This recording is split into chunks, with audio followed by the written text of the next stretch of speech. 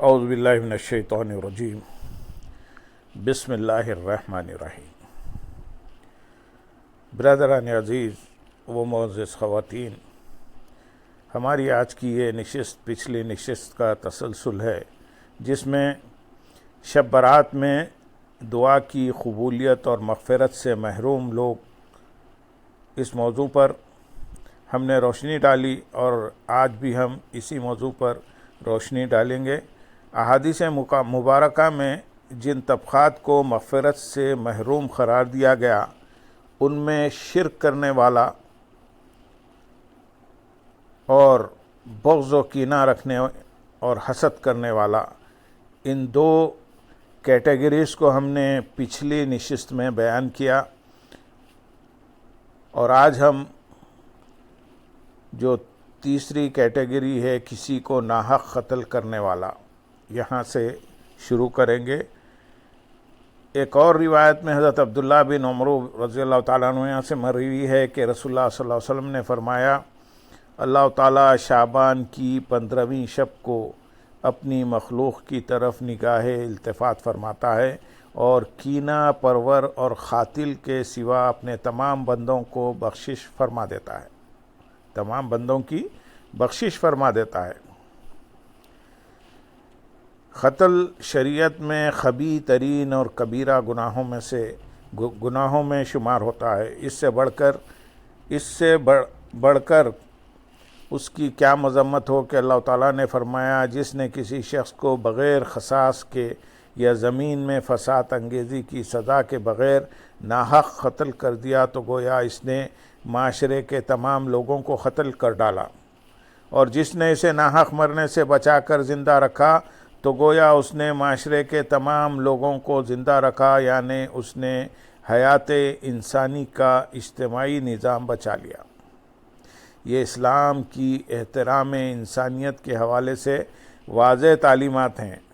آج دنیا کے جمیع مذاہب کے ماننے والے اپنے ہم مذہبوں کے تحفظ اور احترام پر قانون بناتے اور اس پر عمل درآمد کرتے دکھائی دیتے ہیں، مگر باقی مذاہب کے ماننے والوں کی جان کو یوں تحفظ کوئی فراہم نہیں کرتا، جبکہ اسلام واضح ترین انداز میں بغیر مسلم اور مومن کی قید لگائے محض انسانی جان کی حرمت اور تقدس کو ملحوظ رکھتے ہوئے اس کے قتل کو ساری انسانیت کے قتل کے برابر جرم قرار دیتا ہے۔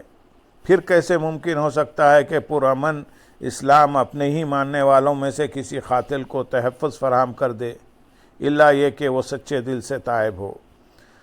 جبکہ آج مسلمان محض علاقائی، لسانی، گروہی، سیاسی اور نام نہاد مذہبی اختلاف کی وجہ سے ایک دوسرے کو ناحق قتل کرتے پھر رہے ہیں، اور آئے دن بوری بند لاشیں ملتی رہتی ہیں۔ مساجد اور مدارس میں نمازیوں پر گھات لگا کر فائرنگ کی جاتی ہے۔ سوچے اس سے رسول اللہ صلی اللہ علیہ وسلم کو کس قدر رنج ہوتا ہوگا، اور روضہ مبارک میں جب آپ صلی اللہ علیہ وسلم کے سامنے امت کے اعمال پیش کیے جاتے ہوں گے تو ان اعمال کو دیکھ کر آپ صلی اللہ علیہ وسلم کس قدر رنجیدہ خاطر ہوتے ہوں گے۔ مکے کے کافر تو آپ صلی اللہ علیہ وسلم کی زندگی میں رنج پہنچاتے تھے، آج امتی اپنے اعمال بد کے ذریعے آپ صلی اللہ علیہ وسلم کو روضہ اقدس میں بھی دکھ پہنچا رہے ہیں۔ حضرت عثمان بن العاص رضی اللہ تعالیٰ عنہ سے مروی ہے کہ حضور نبی اکرم صلی اللہ علیہ وسلم نے فرمایا، جب شعبان کی 15ویں شب آتی ہے، ایک اعلان کرنے والا اعلان کرتا ہے، کوئی ہے بخشش چاہنے والا کہ میں اس کی بخشش کروں، کوئی ہے سوال کرنے والا کہ میں اسے عطا کر دوں۔ پھر کوئی شخص جو چیز بھی طلب کرتا ہے اللہ تعالیٰ اسے عطا فرما دیتا ہے، سوائے عصمت فروش عورت اور مشرک شخص کے۔ حضرت انس بن مالک رضی اللہ تعالیٰ عنہ سے روایت ہے، حضور نبی اکرم صلی اللہ علیہ وسلم نے مجھے کسی کام سے حضرت عائشہ رضی اللہ تعالیٰ عنہ کے حجرہ مبارک کی طرف بھیجا۔ میں نے ان سے عرض کیا، امی جان جلدی کیجئے کیونکہ میں رسول اللہ صلی اللہ علیہ وسلم کو صحابہ کے ساتھ شب برات کے بارے میں گفتگو کرتے ہوئے چھوڑ آیا ہوں۔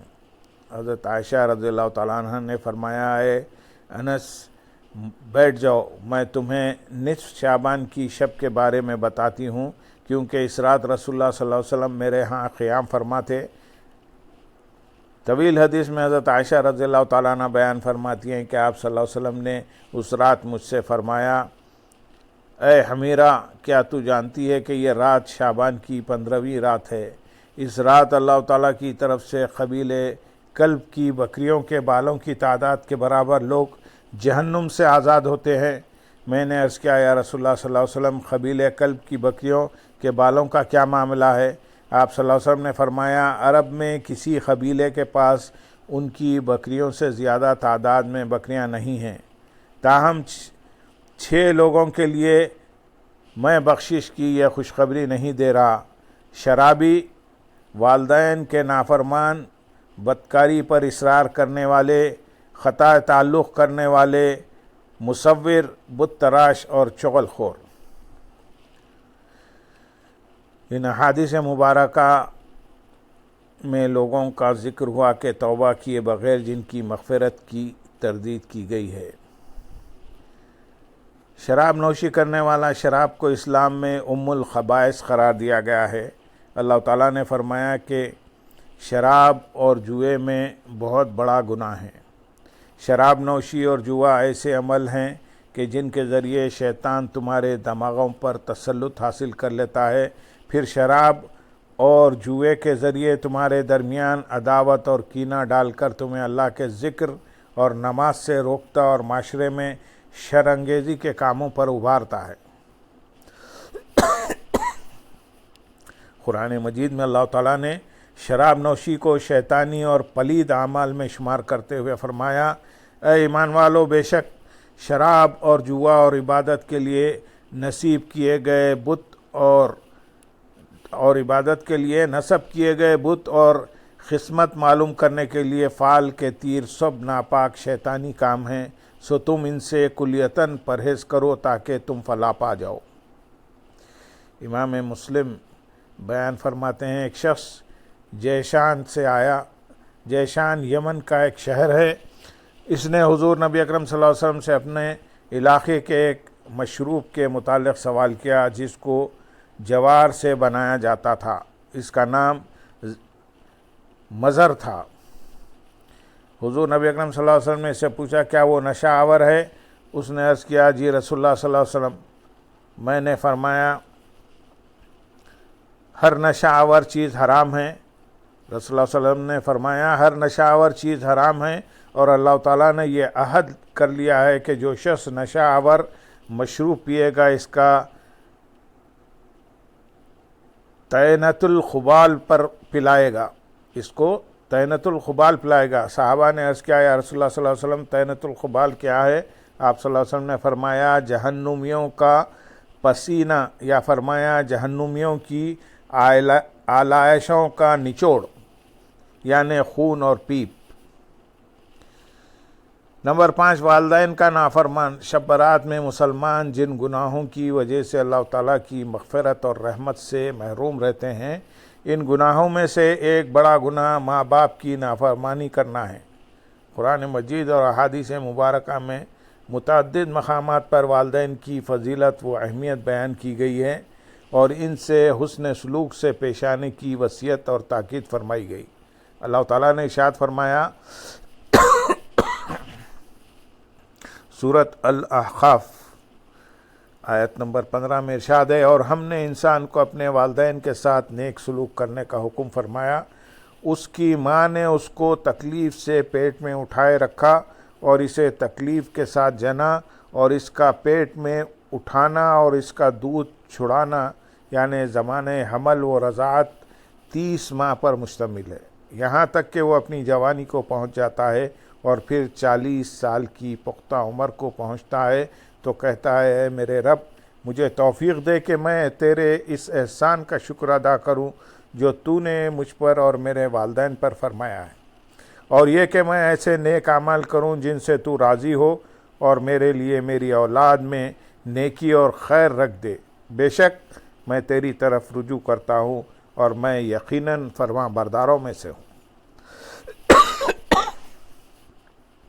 حضرت عبداللہ بن مسعود رضی اللہ تعالیٰ عنہ فرماتے ہیں، میں نے حضور نبی اکرم صلی اللہ علیہ وسلم سے دریافت کیا، اللہ تعالیٰ کو کون سا عمل سب سے زیادہ پسند ہے؟ آپ صلی اللہ علیہ وسلم نے فرمایا وقت پر نماز پڑھنا. میں نے عرض کیا پھر کون سا؟ آپ صلی اللہ علیہ وسلم نے فرمایا والدین سے حسن سلوک کرنا. میں نے عرض کیا پھر کون سا؟ آپ صلی اللہ علیہ وسلم نے فرمایا اللہ تعالیٰ کی راہ میں جہاد کرنا. اس حدیث کو امام بخاری نے روایت کیا ہے. حضرت ابو ہریرہ رضی اللہ تعالیٰ عنہ سے روایت ہے کہ حضور نبی اکرم صلی اللہ علیہ وسلم نے فرمایا اس کی ناک خاک آلود ہو، پھر اس کی ناک خاک آلود ہو، پھر اس کی ناک خاک آلود ہو. پوچھا گیا یا رسول اللہ صلی اللہ علیہ وسلم وہ کون شخص ہے؟ فرمایا جس نے اپنے ماں باپ میں سے کسی ایک کو یا دونوں کو بڑھاپے کی حالت میں پایا اور پھر ان کی خدمت کر کے جنت میں داخل نہیں ہوا. حضرت سہیل بن معاذ اپنے والد سے روایت کرتے ہیں کہ رسول اللہ صلی اللہ علیہ وسلم نے فرمایا جس نے والدین کے ساتھ نیکی کی اس کے لیے خوشخبری ہے، اللہ تعالیٰ اس کی عمر میں اضافہ فرماتا ہے. حضرت جہامہ رضی اللہ تعالیٰ عنہ روایت کرتے ہیں میں جہاد کا مشورہ لینے کے لیے حضور نبی اکرم صلی اللہ علیہ وسلم کی خدمت میں حاضر ہوا. آپ صلی اللہ علیہ وسلم نے فرمایا کیا تمہارے ماں باپ زندہ ہیں؟ میں نے عرض کیا جی ہاں زندہ ہیں. آپ صلی اللہ علیہ وسلم نے فرمایا انہی کے ساتھ رہو کہ جنت ان دونوں کے پاؤں تلے ہے. اللہم صلی علی سیدنا محمد وعلی آل سیدنا محمد وبارک وسلم. سامعین اس کا تسلسل انشاءاللہ آئندہ کی نشست میں ہوگا. آج کی نشست کو ہم یہیں اختتام کو پہنچاتے ہیں. وآخر دعوانا ان الحمدللہ رب العالمین.